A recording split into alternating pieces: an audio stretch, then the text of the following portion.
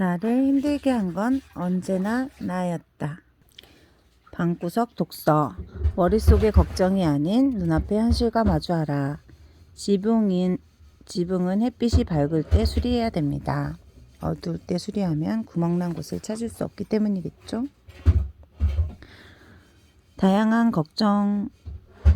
종류의 걱정을 대처하기 위해 기본적인 3단계 문제를 해석하는 법을 알고 스스로 단련해 둬야 한다. 3단계는 다음과 같습니다. 사실을 확인하라. 사실을 분석하라. 결단을 내리고 실천하라. 화질이 별로 안 좋죠. 너무 뻔하다고 그럴 만도 하다. 아리스토텔레스의 시절부터 숱하게 가르치고 배웠던 이야기가 아닌가. 그러나 우리를 괴롭히며 밤낮을 지옥으로 만들고 있는 문제들을 해결하고 싶다면 당신도 나 또한 같은 방법을 사용해야 한다. 첫 번째 규칙, 사실을 확인하라. 사실을 확인하는 게 왜 중요할까요? 사실을 제대로 파악하지 못하면 문제를 현명하게 해결하려는 시도조차 할 수 없기 때문입니다. 사실을 모르면 혼란스러워 마음을 졸일 수밖에 없습니다. 내 생각이냐고요? 아니요. 25년간 컬럼비아 대학에서 학장을 지낸 허버크 호스크의 생각입니다. 허버크는 이를 통해 20만 년 학생들의 걱정거리를 해결하는 데 도움을 줬습니다. 허버크는 내게 이렇게 말했다. 걱정의 가장 큰 원인은 혼란입니다. 혼란스럽다. 혼란. 세상의 걱정을 절반의 걱정으로 기본이 되는 충분한 지식을 갖추지 못한 채 주먹구구식으로 결정을 내리는데 생겨난대요. 제가 여기 너무 좋아서 이렇게 페이지를 접었습니다. 예를 들어 다음 주 화요일 날 3시 정각에 매주 하게 될 문제가 있다고 봅니다. 저는 다음 주 화요일이 올 때까지 어떤 결정도 내리지 않습니다. 대신 그동안 문제와 관련된 모든 사실을 파악하는 데 집중합니다. 걱정 따위는 하지 않아요. 문제를 붙들고 고민하거나 잠을 설치는 일도 없습니다. 오로지 사실을 확인하는 데 집중하죠. 맞아요. 그렇게 화요일까지 모든 관계를 확인하고 나면 문제는 대개 저절로 해결되어 있습니다. 저도 이런 경험 진짜 많이 하는데요. 그는 계속 말했다. 시간을 들여 편견 없이 객관적으로 사실을 확인하고 나면 알매 빛이 걱정을 증발시켜 버릴 것입니다. 그러나 우리는 대부분 어떻게 하고 있는지 생각해 볼까요? 자기 생각을 뒷받침해 줄 생각을 사실을 찾는 사냥개처럼 쫓으며 그 밖에 다른 사실은 무시해 버리는 건 아닌가요? 오로지 자기 행동을 정당화해 주는 사실, 자신의 바람에 간편히 들어맞고 편견을 호응해 주는 사실만 원하는 것입니다. 프랑스 소설가 앙드레 모이아는 말했습니다. 우리는 개인적 욕망에 부합되는 것은 모두 진실해 보인다. 그렇지 않는 모든 것은 우리를 화나게 한다. 화나게 하니까 사실을 만들려고 애쓰다 보니 스트레스 받는 거죠. 그러니 문제에 대한 답을 구하는데 어려움을 겪는 것은 당연하지 않을까? 만약 2 더하기 2가 5라고 믿으면서 산수 문제를 풀려고 하면 똑같은 문제가 생기지 않겠습니까? 당연히 문제를 풀 수가 없죠. 하지만 세상에 2 더하기 2가 5라고 심지어는 500이라고 우기면서 자신과 타인의 삶을 지옥으로 만드는 사람이 너무 많다. 그렇다면 어떻게 해야 할까? 우선 사고에서 나의 감정을 분리시켜야 한다. 호크의 말대로 편견 없이 객관적으로 사실을 확인해야 합니다. 편견 없이 객관적으로 감정을 빼서 분리해서. 그러나 걱정이 있을 때 이렇게 하기란 쉬운 일이 아닙니다. 걱정에 빠지면 감정이 고조되기 때문입니다.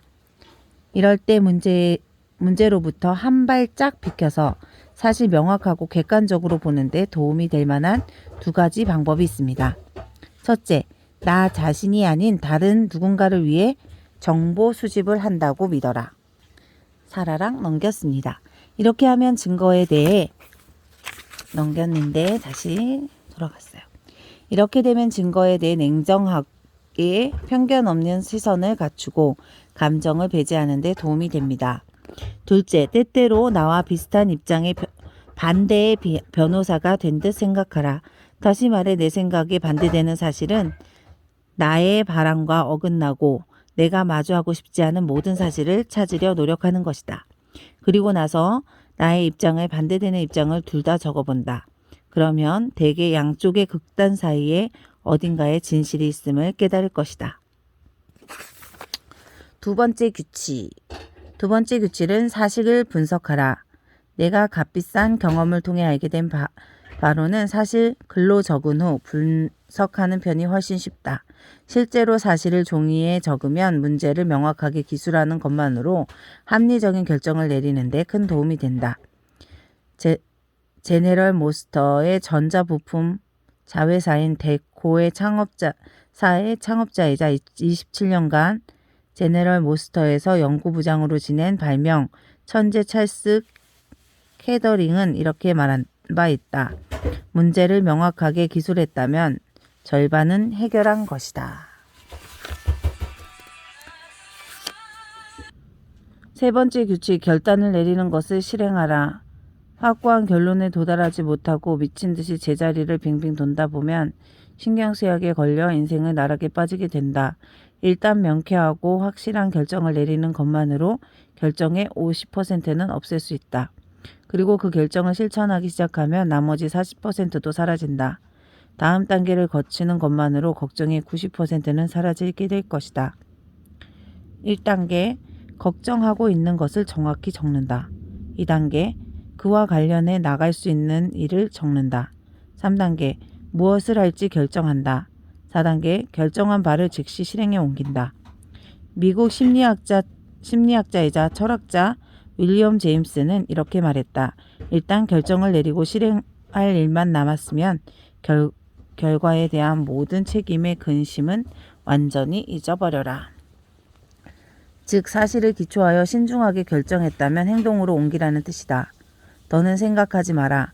걱정으로 인해 머뭇거리거나 되돌리려 하지 마라. 다른 의심을 부르는 자가 불신에 빠진 나머지를 스스로 잊지 마라. 자꾸 되돌아보지 마라. 자꾸 되돌아보지 마라. 자꾸 되돌아보지 마라. 언젠가 미국 오클라호마에서 가장 유명한 석유 기업가 중 한 명인 웨스트 필립스에게 이렇게 결정을 실행에 옮기는지 물어본 적이 있다. 그는 이렇게 대답했다. 문제에 대한 생각을 하고 또 생각하다가 어느 선을 넘으면 걱정과 혼란이 생겨납니다. 그때부터 더 이상 조사나 생각은 오히려 해가 되고 말아요. 결정하면 절대 뒤돌아보지 말고 실행해야만 하는 사람이 시점인 겁니다. 제가 실행을 못했던 것 같아요. 그리고 다시 생각하고 이제는 실행하고 걱정하지 않는 희연이가 되겠습니다. 여러분도 하실 수 있겠죠? 우리 문제를 명확하게 적고 해석하고 원하는 방향으로 잘 이겨나가요.